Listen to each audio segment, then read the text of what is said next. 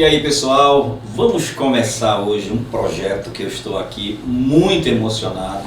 Hoje é o 01, eu vou colocar 00000, porque virão milhares aí, é o nosso Intríade.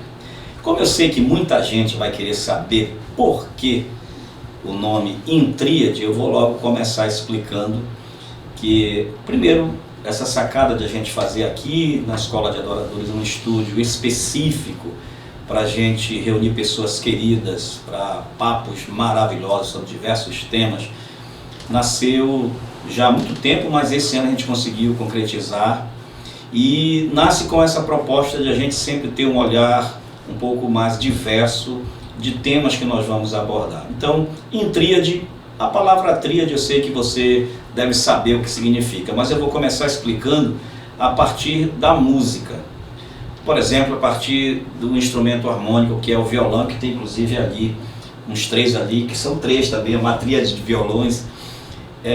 Uma tríade na música, por exemplo, você faz um acorde de dó, num instrumento como o violão, você vai usar três notas, você vai ter a tônica, a terça e a quinta. Isso então é uma tríade, é uma junção de três notas que forma um acorde musical. Existem as tétrades, existem as tétrades que entra mais uma nota, e aí já entra a dissonância, mas um acorde natural é formado por três notas, uma tríade. Tríade também é o que a gente chama, por exemplo, para o corpo, o ser humano. O ser humano é uma tríade em diversos aspectos, como o corpo é cabeça, tronco e membros. A gente acredita numa tríade também, numa trindade humana, que é corpo, alma e espírito. Cremos numa trindade divina, que é o Pai, o Filho e o Espírito Santo. Cremos que a dinâmica dos dias também são uma tríade, manhã, tarde e noite. Então, a tríade, né, está por aí. Eu lembro de um pastor chamado Eugene Peterson, que ele falou sobre a trigonometria do ministério pastoral, falando sobre o triângulo e os seus três ângulos, cada um dando ênfase a um fazer pastoral. Então a gente pensou nesse número 3, nessa tríade, para a gente tratar sobre pelo menos 3 temas específicos. Um sobre saúde mental, né? Sobre saúde de um modo bem geral, mas como eu sou psicólogo, a gente vai trabalhar em cima de um olhar da psicologia para a saúde mental. Também eu sou teólogo, pastor, e eu tenho muitos amigos pastores. Nós também vamos trazer temas com esse olhar da teologia, com esse olhar bíblico pastoral. E eu trabalho com música, com empreendedorismo, então a gente também vai trabalhar em cima dessa terceira vertente, que é a parte mais empreendedorismo, música, enfim, são os temas diversos. Então essa será sempre a nossa tríade. Aqui no nosso estúdio, a gente sempre vai ter 3 pessoas, e vão formar comigo essa tríade, e eu vou chamar de tríade de amigos, sempre 2 amigos, com competência, com capacidade para conversar sobre temas diversos.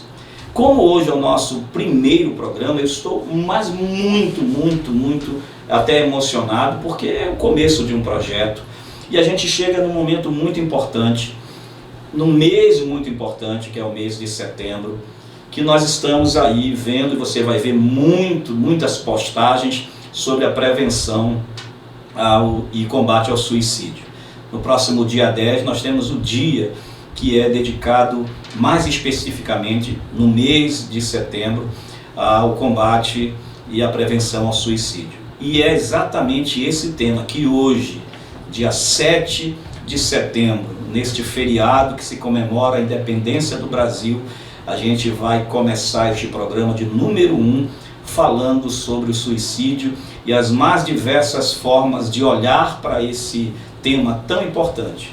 E para fazer isso eu tenho 2 amigos, 2 pessoas muito importantes para mim e que fazem parte da minha jornada. Um amigo e companheiro de muito tempo na área pastoral, como teólogo, como filósofo, a gente já conversou, já filosofou muitas vezes juntos, filosofia inclusive baratas também, né? E o outro de uma importância muito grande para mim, porque quando eu decidi fazer psicologia, ele entrou nessa minha jornada como meu professor e foi meu supervisor do meu TCC para a formação como psicólogo. Então, deixa eu falar sobre eles aqui para depois eu fazer aquela entrada triunfal. Aqui estão eles, né? Mas espera aí. Bom, eu começo com o Manuel de Cristo, que é psicólogo, psicoterapeuta de grupo, psicoterapeuta de casal e família, professor ainda hoje da UNAMA, onde eu estudei desde 1989, coordenador de saúde do Tribunal de Justiça do Estado do Pará desde 2007, psicólogo do Clube do Remo, do Leão. Segundo Daniel, ninguém é perfeito, né, Daniel? Então, especialista em psicologia clínica e docência do ensino superior, mestre em educação, autor do livro Psicologia do Cotidiano, que eu ia perguntar, eu ia dizer para ele trazer, eu acho que ele não trouxe, não sei, lançado em 2020, membro fundador da Academia Cruzaense de Letras, Artes e Ciência, e também escreve artigos para o jornal O Liberal. Manuel de Cristo está aqui à minha direita, já vamos falar com você. E o meu amigo, professor Daniel Rocha, reverendo doutor Daniel Rocha, presidente da OMEB, que é a Ordem dos Ministros Evangélicos do Brasil, na seção Pará, diretor da Extensão Brasil do Landmark Baptist Theological, mais ou menos isso, Seminary, rapaz, estou ficando internacional, conselheiro de integração ministerial, Convenção Evangélica das Assembleias de Deus do Distrito Federal, conferencista do CADIF e CGADB, experiência na docência geral de 33 anos e no ensino superior de 18 anos, atuou como professor efetivo, disse para ele que ia demorar muito tempo para ler esses currículos aqui dos dois.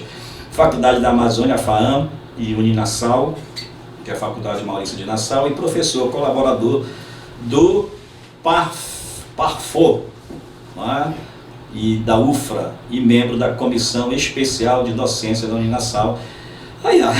Faculdade Maurício de Nassau. Vamos lá, vamos pular aqui, Daniel. Deixa eu ver aqui. Foi membro titular do Conselho de Drogas, né, do Conselho sobre Drogas do CONED. Daniel, tem alguma coisa mais assim que eu... aqui. Licenciado em Filosofia, licenciado em História, mestre em Filosofia e Teologia, doutor em Filosofia, doutor em Teologia, doutor em Sociologia, doutor em Amizade. Isso. Aqui então, meus dois amigos, Manuel Cristo e Daniel Rocha, meus queridos. Primeiro quero dizer para vocês assim que eu estou lisonjeado, honrado, feliz, porque é nesse momento que se prova as amizades. Nós estamos começando um projeto, né? E vocês estão me dando a honra de ver nascer, de fazerem nascer. Vocês estão trabalhando no parto junto comigo, né? Deste projeto chamado Intríade, que é o nosso podcast, que também inaugura esta sala, este estúdio de podcast, que vai ficar disponível também, mas isso em outro momento eu vou falar, para aqueles que querem um lugar ao sol dentro de um estúdio. É uma contradição, né? Um lugar ao sol dentro do estúdio, mas é exatamente isso. Então, Manuel, bem-vindo, que prazer ter você aqui comigo. Evaldo, muito obrigado pelo convite, é uma satisfação imensa estar aqui, né? Esse convite realmente me alegra o coração, porque nós já nos conhecemos há algum tempo e participar da inauguração de um projeto como esse realmente é uma alegria. E quando falavas do nome do programa, né, do podcast Intríade, eu pensava também, quando eu escolhi fazer uma tatuagem, eu pensei muito, eu escolhi fazer uma triqueta. A triqueta é um símbolo céltico que depois os cristãos incorporaram, né, e justamente tem a ver aí com a Trindade, e o número 3 ele é simbólico. Sim. É simbólico para muitas coisas. E na psicologia, por exemplo, nós temos várias coisas que simbolizam, né, são simbolizadas pelo 3, como no caso da psicanálise, o id, ego e superego, o consciente, inconsciente, pré-consciente, enfim, várias coisas, né? E também, no meu caso, eu sou docente, sou psicólogo e sou escritor. Então, aqui eu tenho uma tríade também, né? Que maravilha. Só por curiosidade. E você, meu amigo Daniel, que honra, que prazer, que alegria. A gente já é amigo de muitos anos, né? Desde jovem, desde que a gente tinha menos rugas. Né? Não tínhamos. Não tínhamos, né, na verdade. Que prazer, muito obrigado por aceitar o convite de estar aqui com a gente. Obrigado, Evaldo.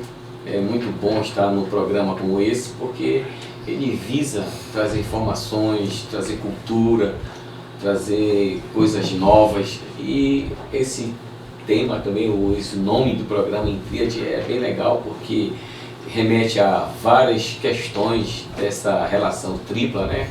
E o professor que falou sobre essa questão aqui, nossa, né, dele ter uma tatuagem que é uma tríade. Eu tenho uma tatuagem tribal que também tem os 3 animais que eu mais gosto, né? Que é a coruja, que é o lobo e que é o morcego. Então eu preparei, eu mesmo montei, que fala dessa tríade, que é a representação daquilo que eu tenho uma afinidade, né? Que o morcego representa o meu personagem da história em quadrinho que eu mais gosto, que é o Batman. O lobo, que é meu time do coração, o Papão. É por essa. E a coruja, que é a minha formação de filosofia que eu tenho realmente me dedicado. Então, falar de temas assim e ter essa conotação da ideia é muito interessante, e isso vai surtir muitos frutos, e os nossos colegas participantes que vão também acompanhar no decorrer dos programas esse podcast vão ser muito enriquecidos com isso. Maravilha. Bom, o nosso tema inaugural, eu acho que é de extrema importância, é o suicídio. E eu quero começar logo perguntando para vocês dois. A gente sempre tem aquelas pessoas que dizem, bom, quanto mais se fala de suicídio, mais se provoca desejos de suicídio. Existem pessoas que falam isso. Então se diz que não deveria se estar falando muito de suicídio, enfim. O que é que vocês acham? É importante que a gente traga o assunto à baila, que a gente fale sobre isso? O Setembro Amarelo é importante de fato, né? Eu vou começar então contigo, Manuel, como psicólogo, como alguém que acompanha e tem esse olhar na área da saúde mental. É necessário, é importante, ou de fato isso pode causar um boom na questão negativamente falando, na questão do suicídio? Começamos com uma boa e importante pergunta, porque antes se pensava assim, hoje é exatamente o contrário. Na verdade, nós precisamos falar. Quanto mais nós deixamos de falar, mais as pessoas ficam sofrendo e sofrendo na solidão. Mais difícil do que sofrer é sofrer sozinho. Dói mais sofrer sozinho, sofrer sem ter com quem compartilhar, do que o sofrimento em si. Então hoje nós sabemos que quanto mais a pessoa tem possibilidade de compartilhar com alguém do seu sofrimento, melhor. E ao contrário do que se pensava, que falar sobre o suicídio aumenta a possibilidade da pessoa cometer o suicídio, é o contrário. Por quê? Porque se a pessoa sabe que tem alguém que compartilha daquela ideia, que sabe que ela está planejando, pensando, está angustiada, ela sabe que ela pode contar com alguém. Então, se você consegue colocar para fora um sofrimento, uma angústia, um desespero, uma inquietação, primeiro, você coloca para fora aquela angústia, isso já diminui o sofrimento. Segundo, se você consegue compartilhar isso com um profissional, com alguém preparado, com uma escuta qualificada, é possível que essa pessoa possa lhe ajudar a procurar um caminho da diminuição do sofrimento, a dar um tratamento adequado para isso. Além de nós termos também, por exemplo, hoje o CVV, que é um espaço que qualquer pessoa pode procurar, e também os profissionais adequados. Maravilha. Daniel? Eu também penso que é muito importante falar sobre suicídio, porque é o desconhecimento, a desinformação que ajuda a pessoa a cometer o ato. E quanto mais se falar, quanto mais você explicar e mostrar as possíveis razões que levam a pessoa a cometer suicídio, vai ajudando a essa pessoa a questionar essa decisão.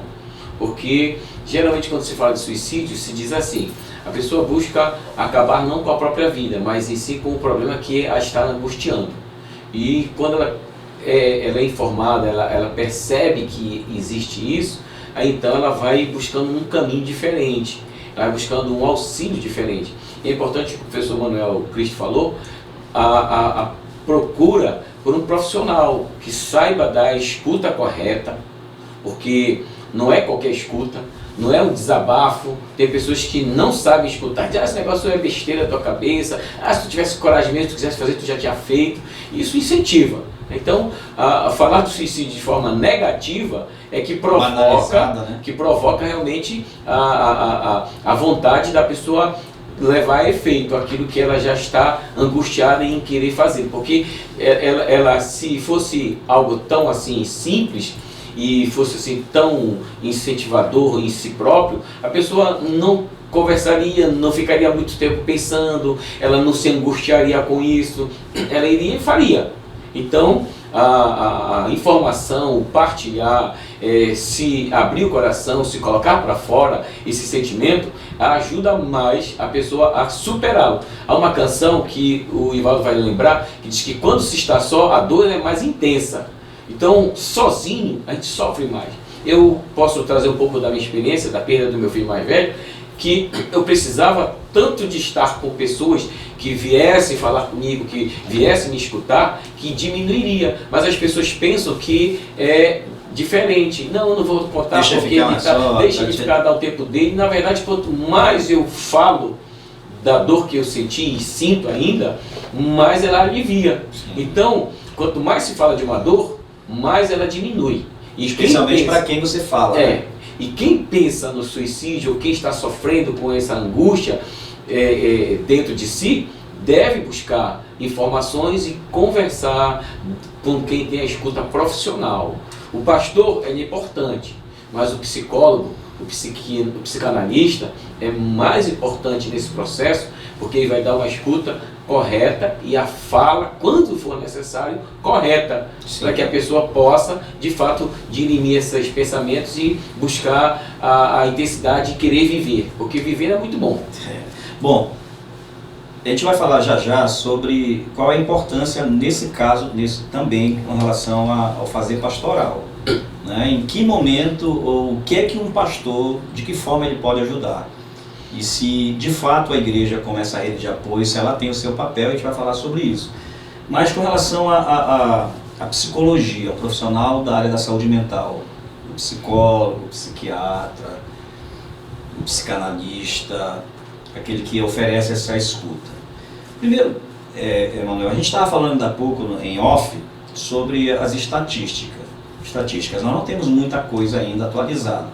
Mas o que é que nós temos hoje em relação ao mundo e ao Brasil? Você tem de memória aí alguma coisa sobre quantas pessoas cometem suicídio? Porque existem muitas tentativas de suicídio e existe de fato a pessoa que morre de suicídio. Né? Então, qual é a estatística que a gente tem por aí? Os dados são alarmantes, porque se nós formos ver, a cada 40 segundos no mundo uma pessoa comete suicídio. Então só nesse tempo que nós estamos aqui conversando, no mundo, se nós fôssemos cronometrar aqui, a cada 40 segundos uma pessoa comete suicídio. Então veja, é um número espantoso. Ou seja, o suicídio é um problema de saúde pública. Você vê que, por exemplo, em cada cidade que tem um CAPS, o que é um CAPS? É um Centro de Atenção Psicossocial. É um equipamento público, né, de investimento público. Diminui 14% o índice de suicídio. E nós temos municípios, são 5.500 municípios no Brasil. Nós temos municípios que não têm CAPS. E conforme o número de habitantes na cidade, nós temos CAPs de diferentes complexidades. Nós temos CAPs 1, CAPs 2, CAPs 3. Então, por exemplo, Belém, que tem um grande número de habitantes, nós temos CAPs 3. O que é um CAPs 3? Que funciona 24 horas. Né, que precisa ter, e deveriam ter mais do que nós temos hoje. Então, voltando para os dados, né, falando da importância, sim. O Brasil ocupa hoje o 8º lugar no mundo em termos de suicídio.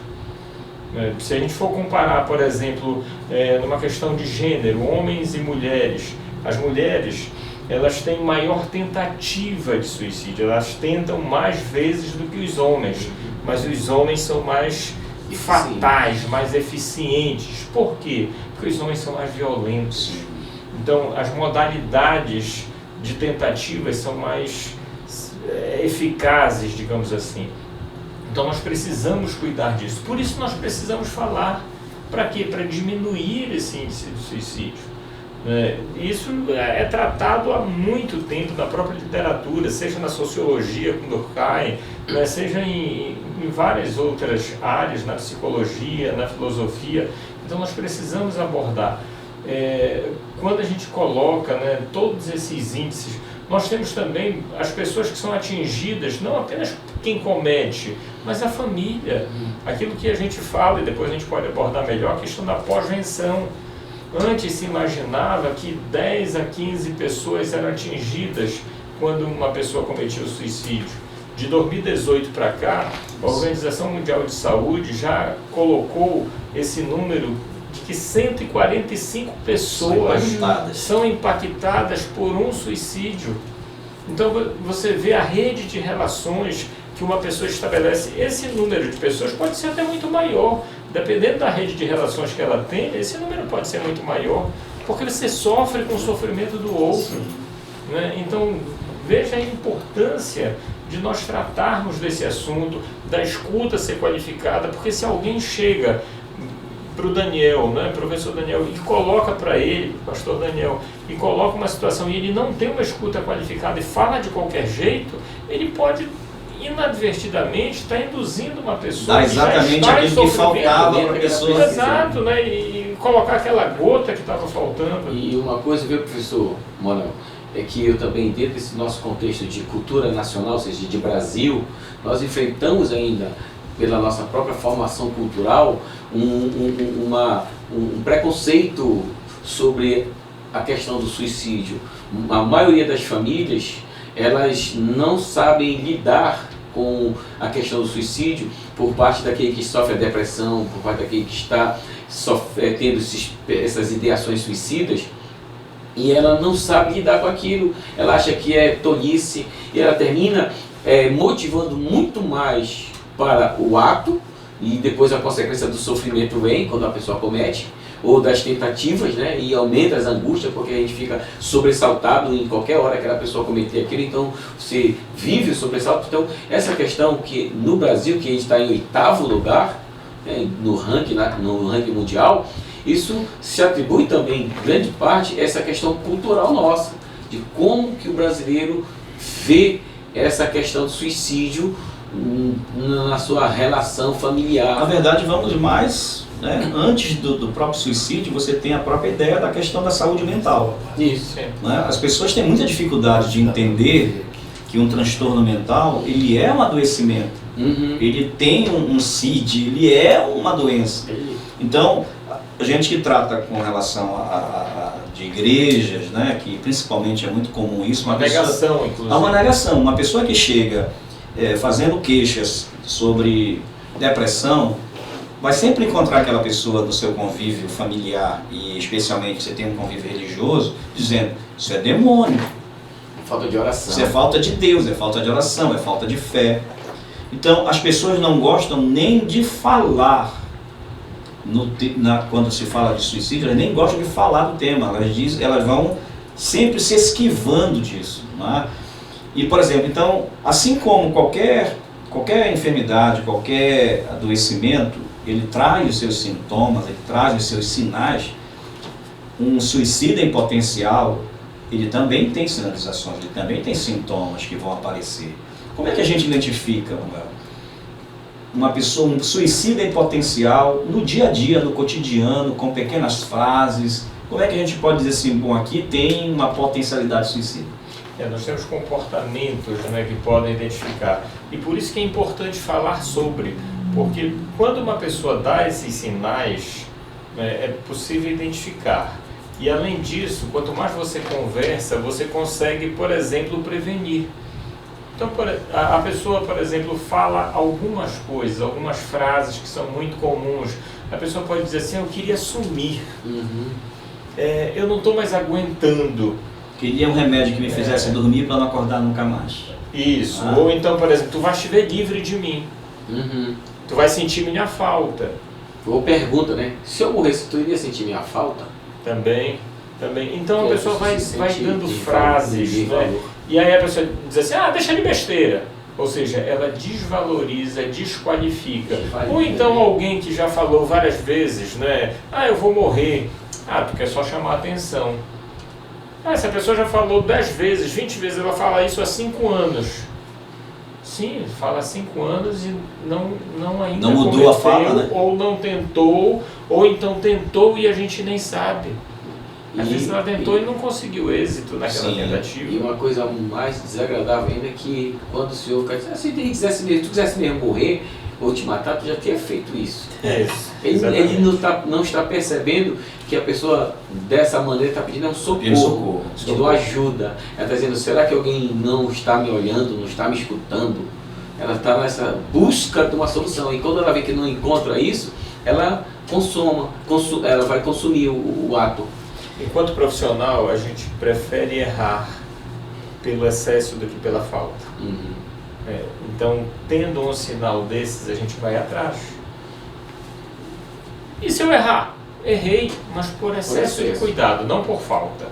Isso. Né? E, por exemplo, uma pessoa percebe dentro de casa que alguém está dizendo, estou com vontade de desaparecer.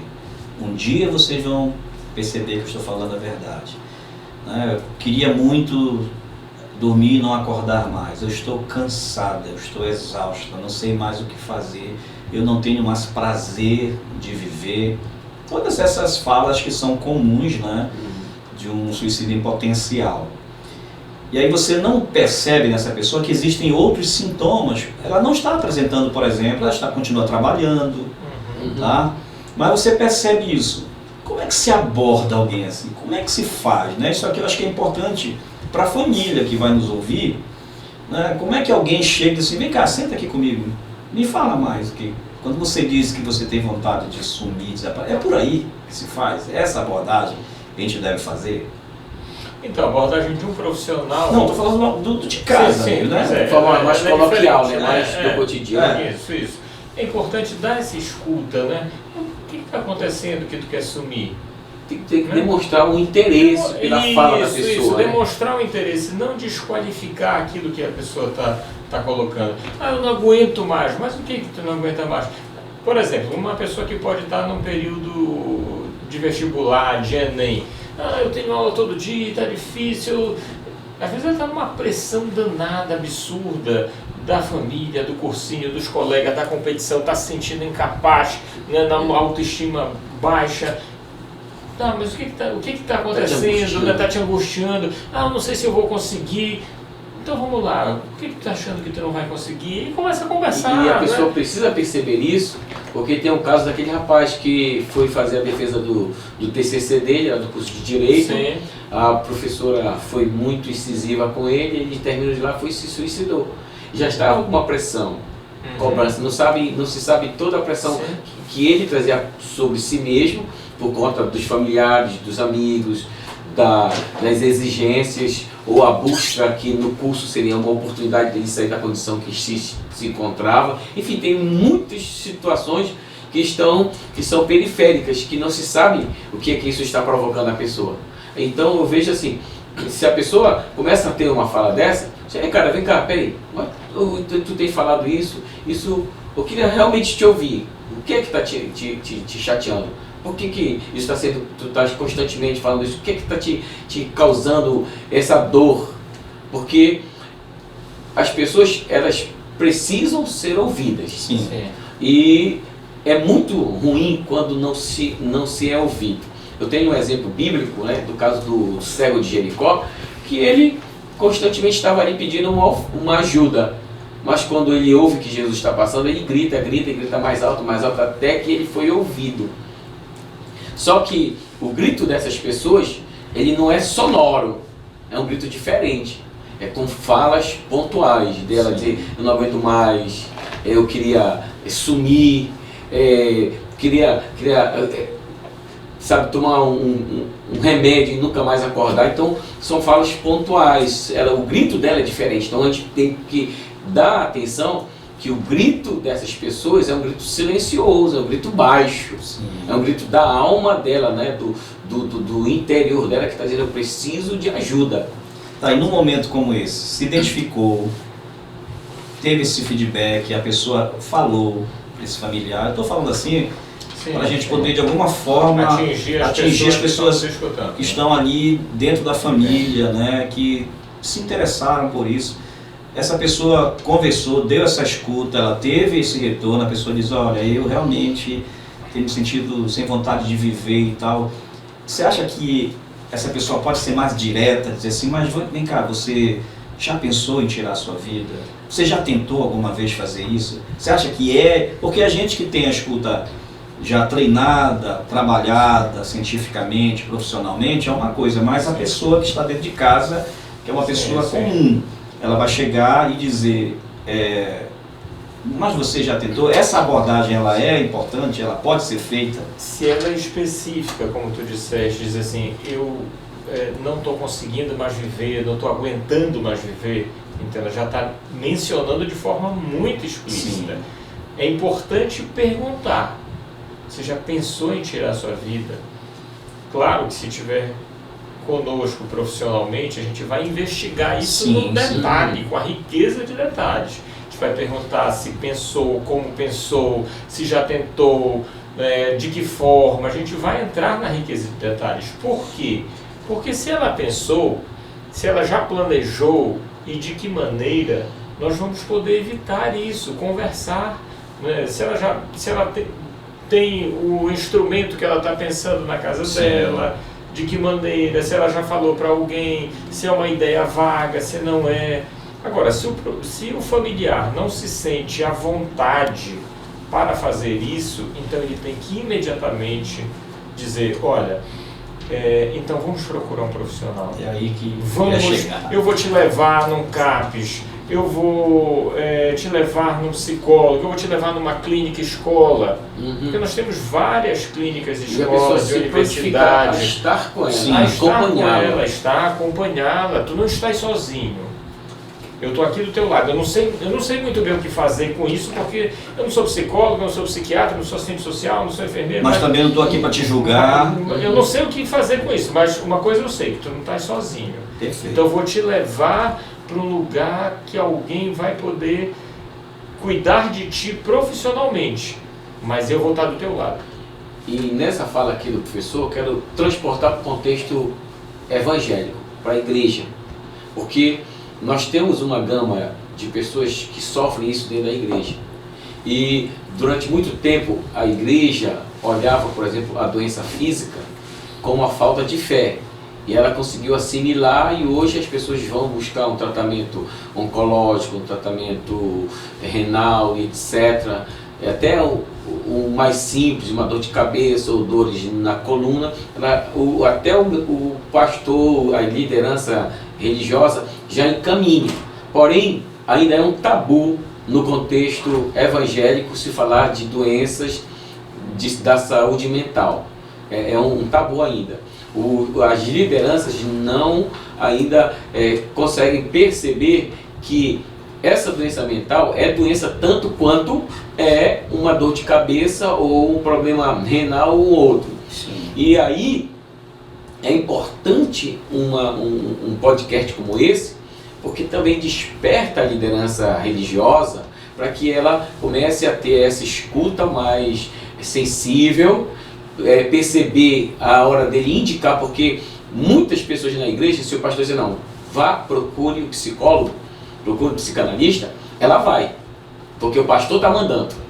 Quando o pastor diz vá ao médico, tem força, tem força, porque é a que nós chamamos de argumento de autoridade. Ele tem autoridade sobre aquela pessoa. Então é importante que a liderança evangélica comece a perceber isso, que dentro do seio da igreja há pessoas que estão passando por esses transtornos, porque há alguns anos eu tive um caso que eu fui na manicure e ela começou a conversar comigo e disse que ela era evangélica e frequentava uma igreja e que ela tinha várias ideações suicidas e que ela tentou várias vezes. A última, ela disse que o marido viu, correu, pegou a faca e cortou, que ela já estava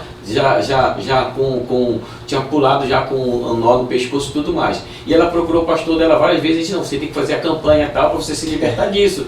E a gente sabe que não é assim que funciona. Então é importante esse despertar no seio da igreja, que eu acho que a igreja ainda contém um tabu muito maior do que a sociedade de modo geral, no que diz respeito a essa questão do suicídio, da depressão, das ideações que a pessoa tem de querer tirar a própria vida. É porque no ambiente extra-religião, há preconceitos também, há preconceitos contra o profissional da saúde mental, ele sabe disso. Quando se fala, por exemplo, em psiquiatra, você devia procurar um psiquiatra. Se for uma pessoa da família, se for o próprio pastor falando isso, a pessoa vai dizer, mas você está me chamando de doida? Né? Já tem logo essa...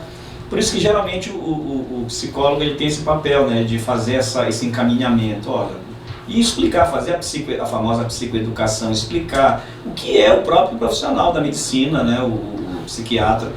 Se o psiquiatra faz isso também no contraponto, explicando o que é, qual o papel do psicólogo, aí fica beleza, porque fica uma interação. E se esse personagem importante, esse ator importante da vida dessa pessoa, que é o pastor, se ele tiver essa sensibilidade, se ele tiver essa atualização de cabeça, né, para poder chegar e dizer, olha, eu posso continuar orando por ti. Você vai ter aqui todo o nosso apoio, todo o nosso amparo, toda a nossa atenção, mas vamos montar uma rede de apoio para você, para a gente poder te ajudar. Você tem a sua família, a tua família está conseguindo te ajudar? Não, minha família está bem e tal.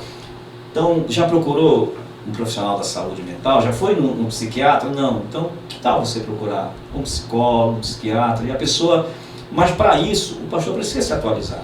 E também ele precisa ler, estudar sobre o tema. Eu queria aproveitar e fazer um comentário sobre isso, da minha experiência como psicólogo na relação com diversas religiões, inclusive, de ter acompanhado já vários clientes que frequentam diversas religiões. Uma vez eu escutei uma expressão interessante que dizia assim, que as religiões são postos avançados de saúde mental. Porque, veja bem, as pessoas que estão em sofrimento psíquico, elas ou frequentam, ou já frequentaram, ou vão frequentar alguma prática religiosa de qualquer denominação, ou cristã, das várias denominações, ou, enfim. E eu já tive experiência, seja como psicólogo, seja antes como acompanhante terapêutico, em acompanhar pessoas em igreja evangélica, igreja católica, em terreiro de umbanda, em centro espírita, em várias, né? E o quanto, dependendo da orientação que a liderança religiosa dá, isso ajudar ou atrapalhar enormemente o estado emocional daquela pessoa. Em algumas situações piorou enormemente e difícil até de fazer algo por aquela pessoa porque estava piorando o sofrimento. Em outras situações eram parceiros do tratamento. Sim, com certeza. E é interessante também, viu, Valdo, e professor, que essa questão também da saúde mental, às vezes ela não é só emocional. A pessoa tem algum distúrbio nos hormônios que provocam o bem-estar, né, que a gente sabe que são 4 os hormônios, ela tem um distúrbio que isso não está sendo produzido corretamente e precisa de remédios para que estimule essa produção desses hormônios, para que ela possa ter esse bem-estar. Então, é onde entra o caso do psiquiatra. O psiquiatra ele tem essa importância porque ele vai lidar a parte fisiológica do que reflete nas emoções. Então, se nós temos 4 hormônios que nos causam bem-estar e de querer viver, e se tiver algum distúrbio na produção desses hormônios, tiver uma baixa desses hormônios, por uma questão meio fisiológica, o psiquiatra ele vai atender esse lado. E aí é onde eu vejo também uma importância de um psiquiatra ele realmente olhar a profissão dele com esse olhar de perceber essas questões, para também não intoxicar a pessoa e a pessoa perder, parece que está o tempo todo dopada. Ele ter essa percepção, por isso que eu vejo a parceria entre o psicólogo, o psicanalista e o psiquiatra. Na verdade, eu sempre faço o seguinte, por exemplo, eu recebo, por ser pastor também, a maioria dos pacientes que vêm me procurar é aqueles que já vêm recomendado, olha, vai lá com o Ivaldo porque ele também é pastor. Eu até brinco muitas vezes com alguns deles, que eu digo assim, olha, o pastor ficou lá fora, aqui só está o psicólogo. Mas existe uma figura, eu represento uma figura pastoral, não tem jeito, a pessoa vai entrar, ela sabe que ela vai, algumas vão me chamar de doutor, algumas vão ter que se policiar para não me chamar de pastor dentro do set terapêutico. E aí quando eu percebo que ali há necessidade de uma intervenção médica, medicamentosa, eu eu tenho todo o cuidado de fazer uma explanação para essa pessoa, exatamente dessa questão da nossa circuitaria cerebral, dos nossos neurotransmissores, né? O que é que o remédio vai trabalhar ali. Eu tento fazer todo um trabalho em cima disso para mostrar que, assim como uma pessoa, porque a maioria das pessoas pensa assim, quer dizer então que eu vou tomar remédio pro resto da minha vida, eu vou ficar dependente, eu vou engordar. Ora, hoje em dia, você já consegue conversar com um psiquiatra e dizer para ele, olha, eu tenho muita facilidade de engordar. Você poderia arranjar uma forma, um remédio que pudesse atender a essa minha demanda, mas que não me causasse esse boom aí para eu engordar? Existem casos, por exemplo, de remédios que podem causar impotência. O homem tem liberdade para chegar com o psiquiatra e dizer, olha, eu já ouvi falar que tem isso, eu já não estou muito bem. Então, bem pro fim. Então, mas para tirar essa mística, né? E esse preconceito. Também quebrar essa ideia de, eu vou tomar remédio para o resto da vida. Olha, a gente toma remédio para o tratamento do coração para o resto da vida, para pressão alta para o resto da vida e para outras coisas a gente toma. Então, o que é tomar um remédio para equilibrar esses hormônios? Por isso a ideia de você orientar, né? É claro que quem procura o psicólogo, geralmente, não sei se eu vou falar uma bobagem aqui, Manuel, ele foge do psiquiatra, porque ele tem muito preconceito, não é contra o psiquiatra, é contra o remédio, né? E o papel do psicólogo é esse, é dizer, não, olha, vamos por aqui, vou te explicar isso aqui, qual vai ser o meu papel com você e qual vai ser o papel do meu colega psiquiatra. E o psiquiatra precisa também ter esse olhar, de não achar que aquela pessoa que está ali está precisando apenas de remédio. Então toma remédio e vai para a tua casa, daqui a tanto te volta. E ele fazer os encaminhamentos. Tem coisas que o remédio não vai resolver, né? Você, por exemplo, uma pessoa que está com dificuldade de dormir, uma pessoa que está muito angustiada, você pode prescrever uma medicação que ajuda a dormir, mas tem coisas que não vai resolver. Né? Então, por exemplo, no caso do suicídio, pegando na questão temática do suicídio, as perdas, de uma forma geral, a perda de trabalho, a perda de uma relação afetiva, né? As perdas, de uma forma geral, elas levam à tristeza. Né? E a tristeza é um dos sintomas da depressão. E a depressão é uma das doenças, um dos transtornos que mais são comuns e que levam a pessoa a cometer um suicídio. Isso não quer dizer que todo mundo que tem depressão vai se suicidar. Vamos logo esclarecer aqui, porque a pessoa, alguém que pode estar nos escutando, nos vendo aqui, vai dizer assim, então eu tenho depressão, vou me suicidar. Não.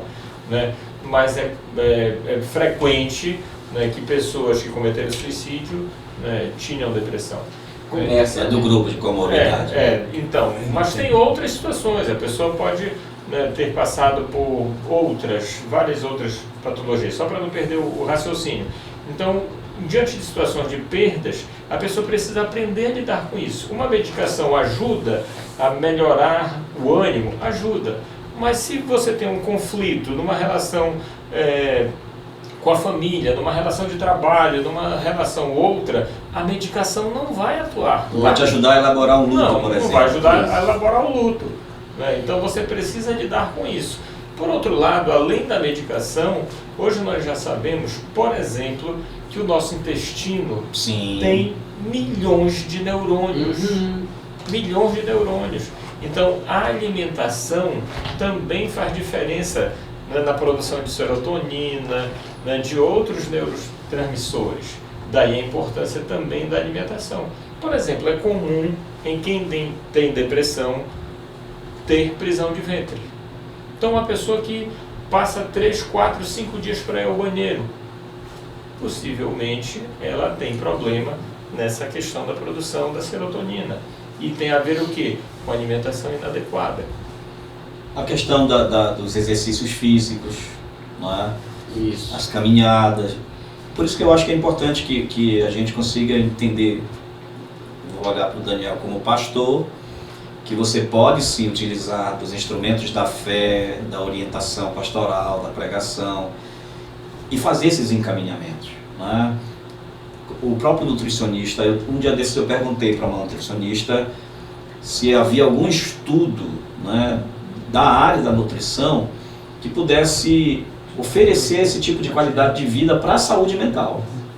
Eu até dei uma deixa para ela, de que olha, se tem pouco, vai estudar, porque eu acho importante isso, né? Então as atividades, por exemplo, nós tivemos aí durante a pandemia muita gente que não podia mais caminhar, que não podia mais fazer exercícios físicos, e isso com certeza prejudicou muito no rebaixamento do humor, rebaixamento da serotonina, né, da ocitocina, a falta do abraço.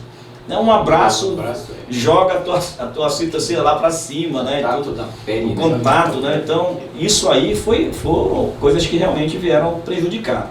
Mas quando a gente pensa, tá, então agora nós aprendemos que nós podemos ter a família dentro de casa, aquele familiar um pouco mais sensível, um pouco mais empático, mais atento, que empresta essa escuta, que diz, eu estou aqui, me fala, o que é que está acontecendo contigo? Ele sabe que esse membro da família tem um pastor que tem certo equilíbrio, né? Uma visão um pouco mais... Ele pode pedir ajuda ou orientar, peça ajuda, pastor.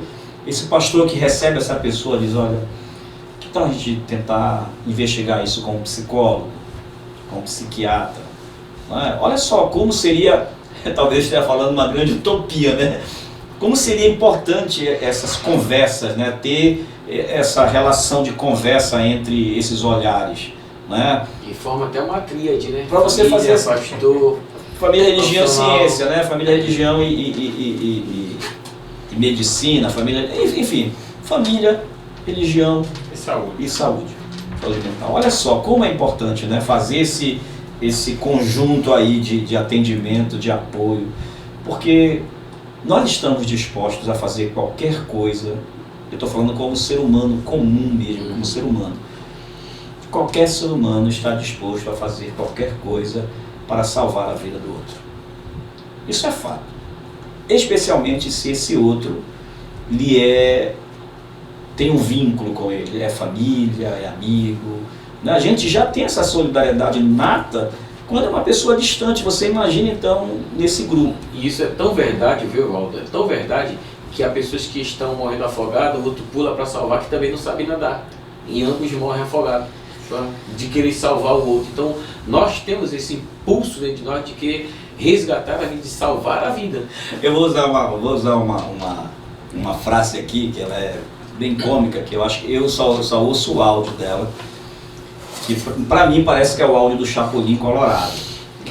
É uma graça, né? Que ele diz assim, o importante, como dizia Marlon Brando, o importante não é saber fazer, mas é ter o telefone de quem sabe. De quem sabe. Então, né, se eu não sei fazer, se eu não sei nadar, e eu vou pular no mar por impulso, por afeto, por amor, por desespero para ajudar, cara, deixa eu dar uma olhada aqui no entorno, ver se não tem um bombeiro, se não tem um salva-vidas para fazer isso, para buscar esse apoio, para buscar essa ajuda. Né? Se eu como familiar, eu não dou conta, eu não tenho esses recursos, por que não buscar ajuda? Não é? Ir atrás de quem tem essa escuta treinada, que tem esse preparo científico, e também, né, o pastor, nós temos muitos pastores que têm essa competência. Há disciplinas no curso teológico que são voltadas ao aconselhamento pastoral, à psicologia pastoral, que dão ferramentas para que o pastor possa ser um auxiliar nesse processo, Bom, deixa eu só abrir mais o leque, né, apesar de que nós estamos aqui falando como pastores, mas o sacerdote, o padre, o líder daquela religião, sempre vai ter líder de modo geral, né? Ele vai ter, se você confia nele e ele tem essa cabeça um pouco mais aberta, mais atualizada, ele vai te encaminhar de forma certa. Né? Agora, por isso, Ivaldo, é importante que nós quebremos alguns mitos que já passamos por eles aqui, mas que eu acho que é importante frisar. Né? O suicídio, ele não é fraqueza. Muita gente diz assim, eu não teria coragem de me matar. Aí eu disse assim, eu teria. É coragem ou não é? Não se trata de coragem ou de falta de coragem. Não tem a ver com isto. Não é falta de Deus. Não tem a ver com falta de Deus ou de estar cheio de Deus. Não é uma questão moral, não é uma questão religiosa, porque a gente vê aí tantos sacerdotes, tantos pastores, tantos líderes religiosos de várias religiões que adoecem, que sofrem, que têm transtorno de pânico, que têm depressão, que têm transtorno bipolar. Tem estatística de pastores que inclusive já cometeram suicídio. Sim, claro. Aqui no Brasil mesmo, acho que ano passado, né? Ano passado, não, e este ano teve, né, um que era conhecido nacionalmente, o pastor André Paganelli, músico, que estava com postagens bem-sucedidos na rede social, estava morando nos Estados Unidos, capelão, oficial da polícia, e estava ali e cometeu suicídio. Eu tenho um dos grandes saxofonistas que o Brasil perdeu e fazia parte realmente dos conselheiros internacionais que fazem avaliação dos músicos, parece que é o Grêmio Latino, um negócio assim, ele fazia parte. Então ele é um cara bem sucedido e de repente ele comete um suicídio. Então ninguém está isento dessa situação, e onde a gente precisa mais do que nunca falar da importância dessa temática do suicídio e das prevenções em quebrar esses mitos. Porque antes de mais nada nós somos humanos. Exato, isso. Nós somos humanos, e como humanos nós estamos sujeitos a qualquer situação que um ser humano pode passar. Então não é fraqueza, não é falta de Deus, é uma condição do ser humano que pode passar por um sofrimento. E aí é que está. Eu sempre costumo conversar com alguns clientes e dizer para alguns clientes que quando chegam em situação de uma ideação suicida, de pensar, eu digo o seguinte: quando tu estás pensando, está dizendo assim, eu estou pensando em me matar, se tu tiveres a possibilidade de resolver essa situação que tu estás trazendo, resolver esse problema sem te matar, o que tu preferias? Claro que resolver o problema. Então veja, a pessoa quando pensa em se matar, ela não quer exatamente se matar, ela quer resolver o problema. Exatamente. Ela quer acabar com o sofrimento. Só que ela está tão misturada, sofrimento com ela própria, que ela não está naquele momento conseguindo fazer a separação.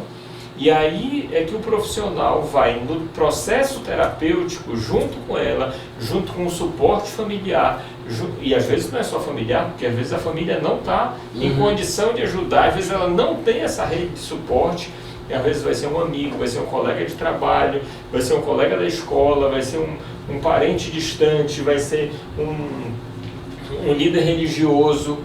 Enfim, você vai buscar onde está essa rede de suporte, para que possa, de alguma forma, ela ter alguma conexão e poder aí sim caminhar. Agora, Manuel, na questão de um pico psicótico, a pessoa está num surto psicótico, ela vai ouvir vozes, Sim. E vozes de comando, Sim. que vão dizer que ela precisa tirar a vida dela, e que inclusive vão sugerir, né, essas vozes vão sugerir para ela a forma como ela tem que fazer.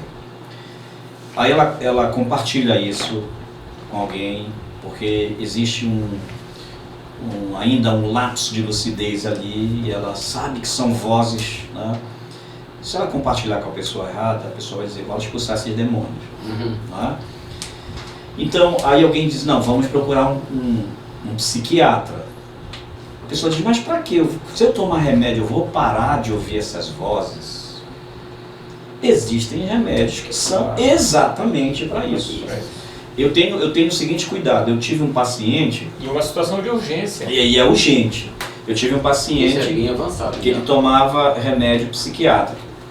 Só que quando ele vinha, um adolescente de 18 anos, quando ele vinha para as sessões, eu não conseguia ter sessões com ele, porque ele estava, os olhos o tempo todo muito agitado, e eu perguntei para a família se ele estava tomando de remédio. E eles disseram que não, que eles davam remédio e eles jogavam fora.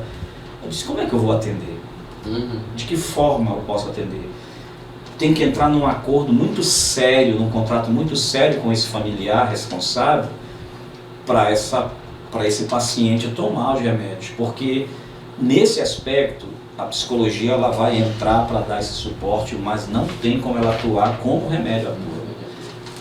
E aí você tem que fazer uma combinação direta com a família, Com a deixar família. clara a Deixar situação. claro. Eles têm Deixar que clara a situação. chamar para si também essas responsabilidades. Claro. Nós temos quanto tempo ainda aí? Sim. 5 minutos Só só. queria retomar aqui uma fala que o professor Manuel colocou sobre a questão da pessoa que tem a ideação suicida, dela compartilhar, dela buscar realmente conversar, porque geralmente, como ela quer solucionar o problema e ela pensa que a solução está no suicídio, então ela está fixada, está com esse pensamento fixo. Então ela fixou esse pensamento nisso e acha que isto é solução. E esse conversar, a gente vai mostrar para ela outras alternativas e possibilidades. E isso acontece em vários sentidos. Eu tive um amigo que ele estava enfrentando uma situação muito difícil e ele pensou assim, não, eu vou fazer, ele era militar, ele disse, eu vou fazer o seguinte, eu vou simular um acidente, eu vou cortar minha mão, eu vou ser reformado e eu me livro do processo. E aí quando ele falou isso para mim, eu disse, mas... E ele disse assim, não, porque eu vou orar e Deus vai me ajudar a fazer isso. Então eu disse, vamos aqui levantar as hipóteses. Coloquei tantas hipóteses que aquilo poderia dar errado, que ele parou e pensou assim, não, realmente, e se der errado isso tudo, vai ficar sem mão, tu vai ficar preso e ainda vai ser exonerado. Então, se ao invés de tu orar para que Deus te ajude, não seria melhor tu orar para que Deus faça com que esse processo ele seja arquivado? E foi o que aconteceu. O processo foi arquivado e todos eles foram absolvidos e não houve exoneração. Então, a pessoa ela fixa o pensamento e ela vê todas as soluções naquilo. Sim. E aí quando ela fala, a gente diz, não, olha, tem essas alternativas. Ela começa a perceber que há outras possibilidades. O que o pastor Daniel está colocando aqui dessa questão das outras possibilidades é trabalhar com que muitas vezes a pessoa tem, que é o que a gente chama na psicologia de rigidez cognitiva. Então essa rigidez cognitiva faça com que ela não consiga enxergar outras possibilidades, outras alternativas. E quando você começa a mostrar outras possibilidades, não é só mostrar e dizer assim, faz isso ou faz aquilo. Vamos ajudá-la a enxergar, juntos, né? Ajudá-la a enxergar. Vem cá, mas e teria outra solução? Não. Como assim não? E aí quando você começa a exercitar com ela, você tenta abrir esse campo de opções. E inclusive abrir esse campo de opções é fazer novos caminhos neuronais. Sim. Isso você faz do ponto de vista da psicoterapia. Então não é apenas a medicação que trabalha com neurônios. A psicoterapia já está provado cientificamente que ela também mexe com os neurônios, né, com as conexões neuronais. Na verdade, quando a gente trabalha aqui, por exemplo, um exercício para a pessoa aprender a tocar violão. Sim. Ela tem um exercício repetitivo que é 1, 2, 3, 4. Aí não tem remédio, aí não tem química, né, externa, aí o que tem é uma ação que a pessoa vai praticar todos os dias e que vai criar um novo caminho neuronal, novas conexões, Sim. que vai se engrossar aquele fecho e vai se tornar algo que a pessoa no primeiro dia ela está com dificuldade de, né, Deco? Primeiro dia de fazer, depois pronto. Mas não é só aqui, né?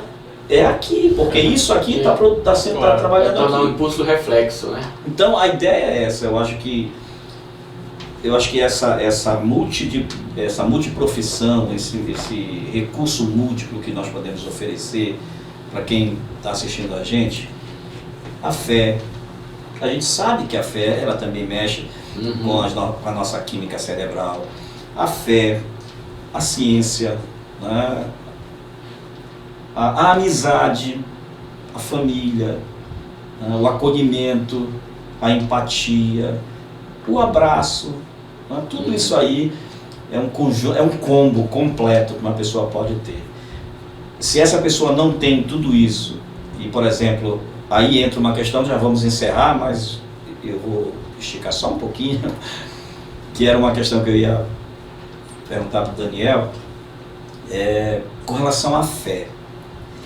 O Manuel falou dos mitos, né? Alguns mitos tipo, quem quer faz e não avisa. Mentira, às vezes está avisando. Ela só quer chamar a atenção. Cara, às vezes a pessoa nem quer chamar a atenção, ela quer chamar o cuidado. Né? Então tem uma série de frases assim, que são bem de mito mesmo. Né? Mas existe uma coisa dentro da religião, da fé, que eu vou te colocar essa calça curta. uma pessoa que comete suicídio, ela realmente vai para o inferno? Essa foi pesada. É isso que Com poucos minutos. Com poucos minutos para todo mundo entender. Não, mas eu vou deixar um tempo para ele poder responder isso. Eu vou fazer a partir da minha análise, né? Claro que vão haver opiniões diferentes. Eu, analisando essa situação, eu vejo que a pessoa não perde salvação. Ela não deixa de qualquer... A linguagem evangélica. Ela não perde salvação porque cometeu suicídio. Porque o suicídio ela cometeu numa condição de enfermidade. E ela não estava no equilíbrio dela. E a gente vai encontrar, por exemplo, bases em alguns textos bíblicos que a pessoa, quando ela tem a fé, porque se fosse assim, a pessoa não morreria, por exemplo, de câncer. Morreu de câncer, então ele não tinha fé. Ele foi para o inferno. A doença mental é uma doença. Aí ele cometeu suicídio, então ele cometeu suicídio, como já foi falado, porque ele queria se livrar do problema. Porque ele não confiou em Deus para Deus livrar do problema. Por que o outro não confiou em Deus para Deus curá-lo da doença, do câncer, por exemplo? Então, pegando essas análises, nós vamos perceber isso. E o Durkheim, que é a minha área dentro da sociologia e da filosofia, ele coloca lá sobre a questão do suicídio altruísta, que quando a pessoa o comete para um bem maior. E quando a pessoa busca o suicídio porque ela está em sofrimento, ela também está pensando num bem maior. Porque ela não pensa só no sofrimento dela. Ela diz, eu estou causando sofrimento para a minha família, eu estou causando problema para as pessoas que me cercam. Ela não pensa só nela. Ela pensa também no, eu estou dando muito problema para os meus pais. Meus pais têm que estar o tempo todo preocupados comigo. Ela pensa nisso também. Então quem acha que aquele que pensa no suicídio só está pensando em si, ele também está pensando em livrar os outros daquilo que ele acha que ele está causando no outro também. Então ele está tendo uma atitude altruísta.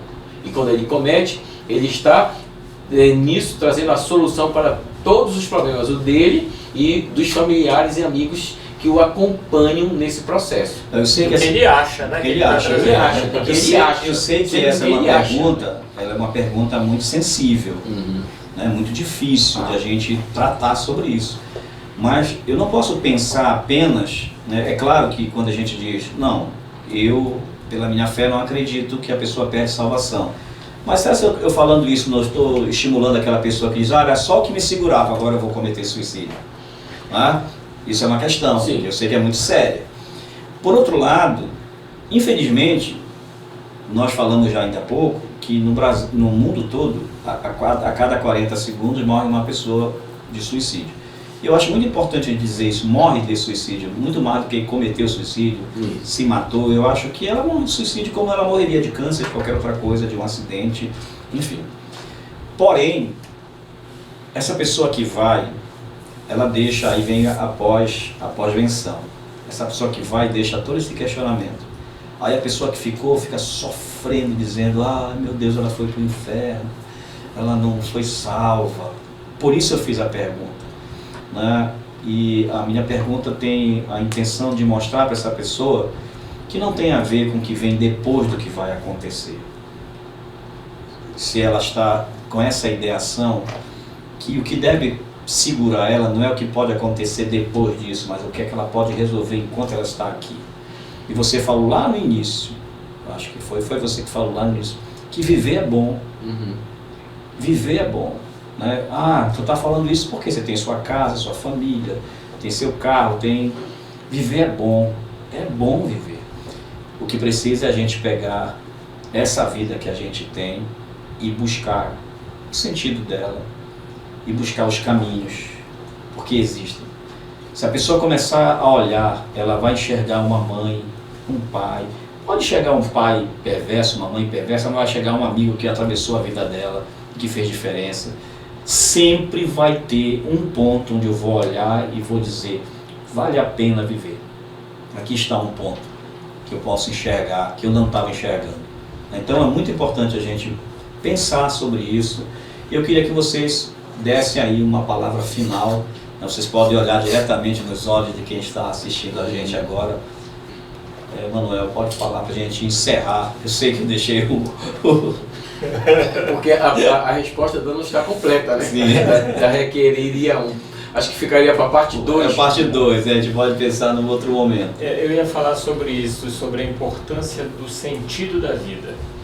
Dar um sentido para a existência, porque existe esse microfone, existem os objetos, nós podemos existir, mas nós precisamos dar um sentido para essa existência, né? Então, existir é diferente de viver. Sim, perfeito. Né? Então, nós precisamos viver de uma forma plena.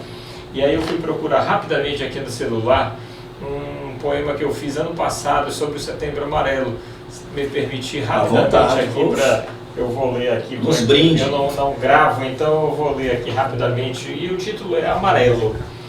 E eu tentei me colocar um pouco aqui no lugar de que muitas vezes a gente está desesperançado, né? Sim. Porque no suicídio tem algumas palavrinhas, desesperança, desespero, depressão. E aí eu usei essas palavrinhas aqui. Ao sentir medo, amarelei, quase desmaiei. Me vi sem forças, imaginei uma forca a me forçar pensamentos intrusivos, invasivos, que pareciam me dominar. Ao me desesperar, desesperancei-me. O desamparo se abateu sobre mim. O que me faz ser assim? Será que sou ou estou sendo? O que está acontecendo? O que me faz amarelar? Fome, agressão e violência são componentes dessa sofrência? Questões de gênero, de lugar e da sexualidade fazem parte desse cenário de perplexidade? Sofrer a ponto de querer dar cabo da própria vida é uma ferida em aberto no meio do meu deserto. Mas o que será? Será um melodrama que criei? Quero chamar atenção para o que nem sei. Será que é falta de Deus? Ou ele se escondeu dos filhos seus? Alguns dizem que é frescura. Nada disso. Sofrimento psíquico é dor doída por quem sente. É dor que dá na gente, incapaz de ser medida ou comparada, que não pode ser julgada nem difamada. É dor da vida que parece aspirar à morte, mas no fundo é busca de solução, mesmo que pareça o contrário. É que o sofredor confunde a si mesmo com sua dor. O que ele quer é dar fim ao sofrimento. O que ele quer é acolhimento, é vida plena, para a qual se sente incapaz, sente a vida pequena, sente-se aprisionado em Alcatraz, não vê saída pela porta da frente nem de trás. Então busca a fuga pela morte, acreditando não ter sorte. Precisamos enfrentar os setembros primaveris, os outonos desfolhados e de baixa luz, os invernos sombrios, os verões febris. As estações da vida nos exigem amar. É preciso amar, amar o elo que nos conecta, amar o elo que nos liberta da solidão acompanhada, do tédio da repetição, da onipotência que só vê a si, da impotência que quer existir. Tudo podemos quando não estamos sós, quando desfazemos os nós que nos aprisionam, quando fazemos os nós que nos enlaçam e nos conectam com a vida, com os outros, com a Mãe Terra, com o infinito, que transborda em nós e às vezes não descobrimos. Vamos viver e conviver, para não reduzirmos nossa vida a um mero existir. Que maravilha, né? Daniel. Primeiramente, Valdo, eu quero te agradecer pelo convite, né? E ter junto aqui com o professor Manuel Cristo, né? Que nos trouxe muito aprendizado, muito conhecimento, algo assim que enriqueceu. E falar para os nossos participantes do podcast que a vida, ela vale a pena ser vivida. Os problemas, as dificuldades, as lutas, elas são circunstanciais e passageiras. Às vezes a pessoa pensa assim, não, mas eu estou numa grande angústia. Quantos já não passaram por isso? O importante é, abra o coração, fale, busque pessoas, procure partilhar e não se deixe vencer pelo o não existir, né? Pelo perder a vida, mas deixe com que o desejo e a possibilidade de resultados e melhorias, elas aconteçam. Então, a minha palavra seria para todos os nossos acompanhantes do podcast que vale a pena viver, basta encontrar o caminho certo, e esse caminho certo nós temos várias pessoas para te ajudar a encontrá-lo. Maravilha, então, gente, muito obrigado, Manuel, Daniel, vocês vieram realmente fazer que o nosso primeiro programa tenha sido assim já em alto nível, né? Estourando o tempo. Já é bom, porque já estouramos o tempo, bom que foi, né? mas foi, né, em alto nível. Muito obrigado. E, gente, ajuda a gente a levar essa informação, a levar essa mensagem. Procura a gente nas redes sociais, nas nossas plataformas, compartilha, tá? Sugira assuntos pra gente tratar aqui, pra gente conversar aqui. Pode colocar aí nos comentários. A gente vai tentar responder para vocês. É claro que quando você colocar a sua pergunta lá, a gente vai poder responder para você, mesmo que seja eu digitando lá para você. Eu quero ler a sua pergunta para a gente poder responder. Posso enviar para o Manuel, para o Daniel, para depois a gente responder nos comentários também para vocês. E ajuda a gente a transformar o Intríade num grande podcast para estourar aí para todo mundo, tá bom? Deus abençoe a cada um. Muito obrigado mais uma vez, queridos, e até o próximo, se Deus quiser. Ok.